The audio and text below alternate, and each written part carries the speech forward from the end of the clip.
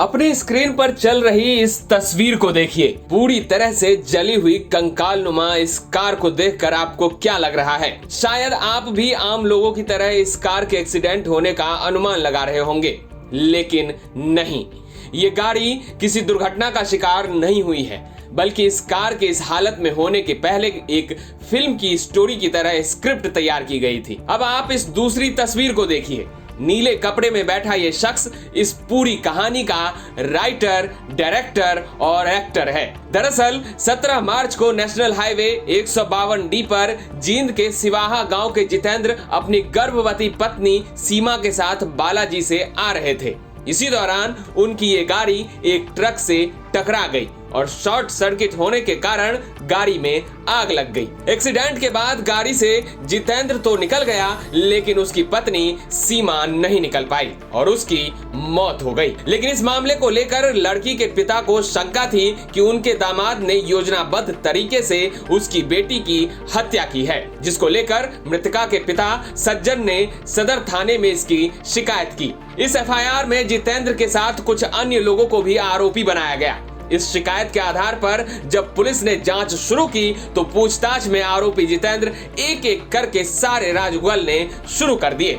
आरोपी जितेंद्र ने बताया कि उसे अपनी पत्नी के चरित्र पर शक था, जिसके कारण वो उससे छुटकारा पाना चाहता था। जिसके बाद उसने अपने स्क्रिप्ट के अनुसार 15 मार्च को पत्नी के साथ बालाजी जाने का प्रोग्राम बनाया और 17 मार्च को वहां से आते वक्त उसने सबसे पहले अपनी गाड़ी पर अंदर और बाहर डीजल का छिड़काव किया और फिर डीजल के गंध को हटाने के लिए सेंट का स्प्रे किया। उसके बाद उसने स्पीड में गाड़ी चलानी शुरू कर दी और जानबूझकर आगे चल रहे ट्रक से टक्कर मार दी। एक्सीडेंट होने के बाद आरोपी जितेंद्र ने गाड़ी में आग लगा दी और अपनी गर्भवती पत्नी को गाड़ी में ही छोड़कर खुद बाहर निकल गया और फिर पुलिस को सड़क हादसे की सूचना देकर मामले को रफा दफा करने की कोशिश की थी। इस मामले को लेकर मृतका के भाई ने क्या कहा, सुनिए। मामला की हम जांच चाहते हैं। जो घटना घटी है वो बहुत बुरी घटना घटी है। हम लड़की के परिवार से हैं, भाई लगते हैं नाते के अंदर, तो हम चाहते हैं कि इस मामले की निष्पक्ष जांच हो। तो किस तरीके से घटना घटी, क्या मैसेज आया आपके पास? क्या मैसेज तो एक्सीडेंट का बताया कि बाद में आग भी लगी है, लेकिन सच्चाई पे मौके पे तो मौजूद लड़का ही था और वो लड़की थी, वही बताएं। तो आप लोगों को कोई हत्या की आशंका लग रही है? शक है, शक के दायरे में हम चाहते हैं कि निष्पक्ष जाँच हो। क्या नाम से?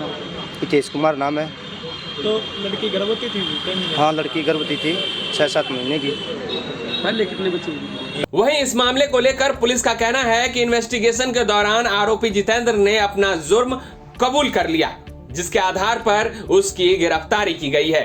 दिनांक 17 मार्च को 152D के ऊपर एक्सीडेंट होने की सूचना प्राप्त हुई थी। इस पर मौके पर पहुंचे तो हालात संदेहजनक थे, जिसके संबंध में मृतका सीमा के पिता सज्जन सिंह की शिकायत पर 302-201 की एफआईआर दर्ज की गई थी।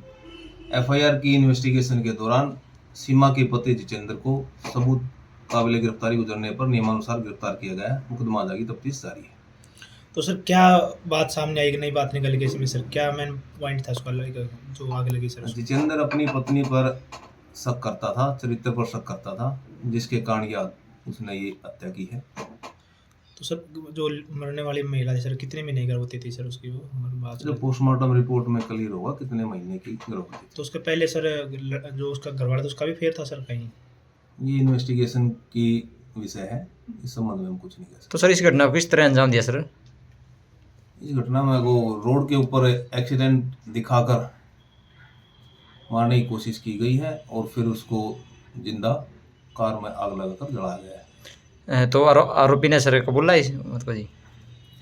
इन्वेस्टिगेशन के दौरान आरोपी ने कबूलने पर ही उसको गिरफ्तार किया। बहरहाल अब देखना होगा कि कोर्ट इस मामले पर अपना क्या फैसला सुनाता है। जींद से विजेंद्र कुमार के साथ ब्यूरो रिपोर्ट, हरियाणा तक।